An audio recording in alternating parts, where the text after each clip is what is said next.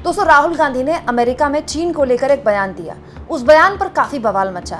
राहुल गांधी के लिए कह दिया गया गोदी मीडिया द्वारा, बीजेपी द्वारा, कि राहुल गांधी के मन में चीन को लेकर एक खास प्रेम है और वो प्रेम जग जाहिर होता रहता है। दोस्तों, कांग्रेस पार्टी ने अब सवाल उठा दिए हैं कि एक्चुअली में राहुल गांधी के किस बयान को लेकर पेट में दर्द हो रहा है, गोदी मीडिया और बीजेपी के इस बयान को लेकर जो उन्होंने रोजगार के मामले में, मैन्युफैक्चरिंग के मामले में चीन को लेकर दिया, या फिर वो सच्चाई जो राहुल गांधी ने विदेश में कल जाकर बोली।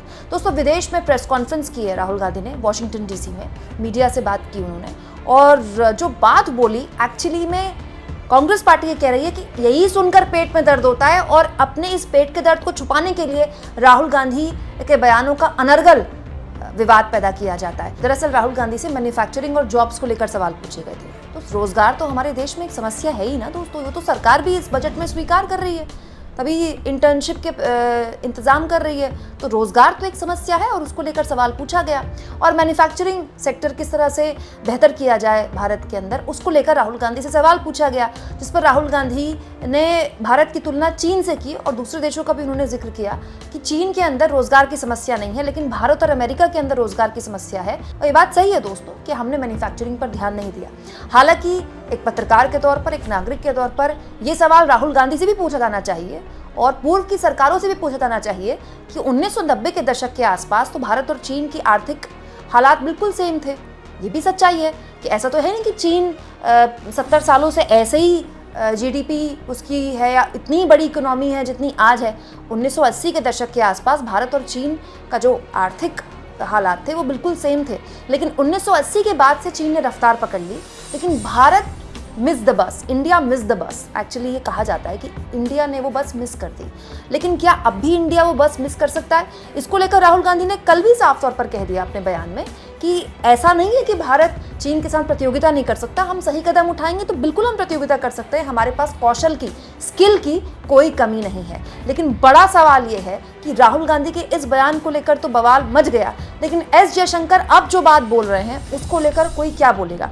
दोस्तों, एस जयशंकर ने अभी एक बयान दिया है और एक बहुत ही महत्वपूर्ण बयान है, आपको समझना चाहिए।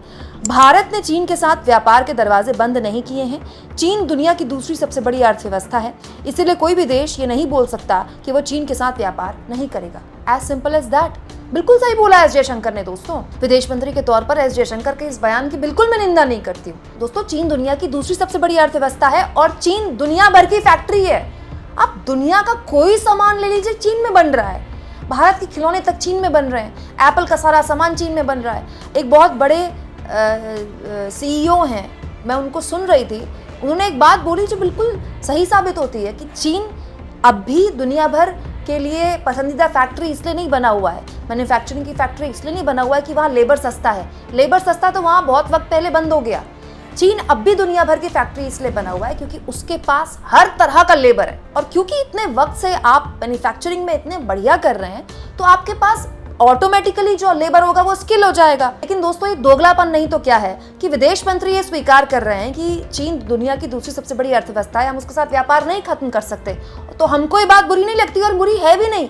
लेकिन अमेरिका जाकर राहुल गांधी ये कह रहे हैं कि अमेरिका और भारत में रोजगार की समस्या है। चीन ने काफी हद तक उस रोजगार की समस्या को एड्रेस कर लिया क्योंकि उसने अपने मैन्युफैक्चरिंग पर जोर दिया, तो उसकी हम आलोचना करते हैं। क्यों? दोस्तों, इसे लेकर कांग्रेस पार्टी की प्रवक्ता सुप्रिया सुनेत ने एस जयशंकर के इस बयान पर कहा, आपने तो चीन को सबसे बड़ा व्यापार पार्टनर बनाया, आंख में धूल झोंकने के लिए टिकटॉक बैन किया और चीन पर हमारी निर्भरता को बढ़ाया। आपने तो ये भी कहा कि चीन बड़ी अर्थव्यवस्था है और हम छोटी अर्थव्यवस्था हैं, हम कैसे कुछ कर सकते हैं। गलवान में जाबाजों को शहादत के बदले चीन को क्लीन चिट दी है। बात सही है, एस जयशंकर ने बात बोली थी एक वक्त में, लेकिन कोई बात है ना, मीडिया में इस तरह की बात को लेकर चर्चा नहीं होती है। एस जयशंकर ने कहा था कि चीन बड़ी अर्थव्यवस्था, और बात सही है दोस्तों, ये बात सही है कि एक दौर होता था जब दुनिया भर की पॉलिटिक्स में, वर्ल्ड पॉलिटिक्स में किसकी आर्मी कितनी बड़ी या फिर किसका कितना दबदबा, इस बात पर वर्ल्ड पॉलिटिक्स के समीकरण तय होते थे। लेकिन चीज़ें बदल गई हैं पिछले 25 साल में, दुनिया छोटी हो गई है, ग्लोबलाइज हो गई है दुनिया, और अब ये तय होता है कि किसकी इकोनॉमी कितनी बड़ी है। आज भारत पर जो पूरी दुनिया निहाल हुई जा रही है और पूरी दुनिया का कोई भी राष्ट्राध्यक्ष देख लीजिए, वो भारत की भूरी भूरी प्रशंसा करता है। इसलिए थोड़ी करता है कि वो भारत के प्रधानमंत्री मोदी जी बन गए, इसलिए करता है क्योंकि भारत दुनिया की सबसे बड़ी मार्केट बन गया है, भारत दुनिया की 5वीं सबसे बड़ी इकोनॉमी बन गया है, तीसरी सबसे बड़ी इकोनॉमी बनने को अग्रसर है। अगर देश के प्रधानमंत्री कोई और होते तो भी इतनी प्रशंसा होती भारत की, क्योंकि भारत की इकोनॉमी का साइज बड़ा हो गया है, भारत की मार्केट का साइज बड़ा हो गया है। लेकिन हमको इस सच को भी तो स्वीकार करना होगा दोस्तों कि अब भी हम उस साइज का अगर कंपैरिजन चीन से करें तो हम बहुत पीछे हैं। और तो और दोस्तों, हमारे लिए तो चिंता का सबब ट्रेड डेफिसिट भी होना चाहिए। अब देखिए, ये कोई ऐसी वेबसाइट तो है नहीं कि हम इसे कह सकते हैं कि छोटी वेबसाइट है या देश विरोधी वेबसाइट है। फाइनेंशियल टाइम्स का ये ताज़ा आर्टिकल बताता है कि 2014 में इंडिया और चाइना का जो बायलैटरल ट्रेड था, मतलब दो देशों के बीच का जो ट्रेड था, वो था $70.65 बिलियन, ठीक है। और इसमें जो ट्रेड डेफिसिट था, मतलब जो फ़र्क था भारत और चीन के बीच का, जो एक्सपोर्ट और इंपोर्ट का जो फ़र्क होता है उसे ट्रेड डेफिसिट कहते हैं, वो जो फ़र्क था वो $37.8 बिलियन था। और अब 2019 में आते आते, मतलब केवल 5 साल के अंतराल में, 2014 से 2019, केवल 5 साल के अंतराल में हमारा ट्रेड डेफिसिट कितना बढ़ गया। देखिए, ट्रेड जो था वो तो बढ़ा ही, चलिए अच्छी बात है, ट्रेड तो बढ़ा है, $92.9 बिलियन। मतलब आप सोचिए, जो $70.65 बिलियन था वो बढ़कर हो गया $92.9 बिलियन। अच्छी बात है, हमारा ट्रेड बढ़ रहा है। लेकिन उससे ज़्यादा डरावना ये है कि ट्रेड डेफिसिट बढ़ रहा है। ट्रेड डेफिसिट कितना बढ़ रहा है, मतलब ट्रेड डेफिसिट जो $37.8 बिलियन था वो 2019 में बढ़कर कितना हो गया, $56.95 बिलियन। ये तो बहुत ज़्यादा है। मतलब इसमें जो ट्रेड हो रहा है भारत और चीन के बीच में, उसमें ज़्यादा फायदा चीन को हो रहा है, और जो हमारा सामान चीन में जा रहा है वो कम जा रहा है, और हम सामान चीन से ज़्यादा मंगा रहे हैं। इसका मतलब ये हुआ ट्रेड डेफिसिट बढ़ रहा है। ट्रेड तो बढ़ रहा है लेकिन ट्रेड डेफिसिट भी बढ़ रहा है। दोस्तों, ये भी तो एक सच्चाई है ना। और इस सच्चाई के लिए किससे सवाल पूछे जाएंगे बताइए? भारत सरकार से ही तो सवाल पूछे जाएंगे, जो कि राहुल गांधी कर रहे हैं। लेकिन बड़ा सवाल अब कांग्रेस पार्टी ने उठा दिया है कि कहीं ऐसा तो नहीं कि चीन की अर्थव्यवस्था का बहाना बनाकर आप असली सवाल से ध्यान मोड़ना चाहते हैं, जो कि कल राहुल गांधी ने वॉशिंगटन डीसी में प्रेस कॉन्फ्रेंस करके कहा कि जितना दिल्ली का साइज़ है, देश की राजधानी दिल्ली का साइज़ है, उतनी ज़मीन चीन ने हड़प रखी है हमारी। उस पर आप भारत सरकार कुछ नहीं बोल रही है, उस पर मोदी जी कुछ क्यों नहीं बोल रहे हैं, और ये कैसे बर्दाश्त की जा सकती है? Well, if you call having Chinese troops in 4,000 square kilometers of our territory handling something well, then maybe. We've got Chinese troops occupying land the size of Delhi in Ladakh. I think that's a disaster. Media doesn't like to write about it. How would America react if, a neighbor occupied 4,000 square kilometers of your territory? Would any president be able to get away with saying that he's handled that well?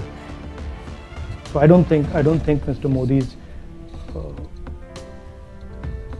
handled China well at all. I think there's no reason Chinese troops should be sitting in our territory. दोस्तों, इसे ही लेकर अब सुप्रिया श्रीनेत ने, Congress party ने attack शुरू कर दिया है मोदी सरकार पर कि राहुल गांधी के एक बयान को तो आपने उठाकर प्रेजेंट कर दिया, जबकि आपके खुद के विदेश मंत्री कह रहे हैं कि वो दुनिया की सबसे बड़ी अर्थव्यवस्था है, हम व्यापार खत्म नहीं कर सकते, जो कि बिल्कुल सही बात है। व्यापार हम क्यों खत्म करें? हम कोई नॉर्थ कोरिया थोड़े ही है, हमारी इकोनॉमी भी ओपन है, हम लोगों से व्यापार करेंगे, हम लोगों के साथ एक्सपोर्ट भी करेंगे, इंपोर्ट भी करेंगे। हाँ, इस पर हमको चिंतन मनन करना चाहिए कि किसके साथ हमारा ट्रेड डेफिसिट ज़्यादा है, किसके साथ हमारा ट्रेड डेफिसिट कम है, और उस ट्रेड डेफिसिट अगर ज़्यादा है तो उसको कैसे पाटा जाए। लेकिन सुप्रिया श्रीनेत ने अब असल मुद्दा उठा दिया है कि दरअसल पेट में दर्द ये हो रहा है कि राहुल गांधी ने विदेश में जाकर कह दिया कि देखिए, आपकी ज़मीन चीन हड़प रहा है, इस पर भारत सरकार चुप क्यों है। सुप्रिया श्रीनेत ने बाकायदा इसको लेकर एक और पोस्ट किया और कहा, भाजपाइयों, दो रुपल्ली के ट्रोलों और रणजुम्पकों, तुम लोगों को चीन पर सांप क्यों सूंघ जाता है? चीन के साथ झूला ये झूलेंगे, नारियल पानी ये पिएंगे, शहनाई ये सुनेंगे, लाल आंख की जगह लाल शर्ट पहनकर लाइन में खड़े होकर स्वागत ये करेंगे, चीन से व्यापार ये बढ़ाएंगे, चीन हमारी ज़मीन पर कब्जा करेगा, हमारे जाबाज शहीद होंगे तो क्लीन चिट ये देंगे, फिर इतना सुई टपक सन्नाटा क्यों?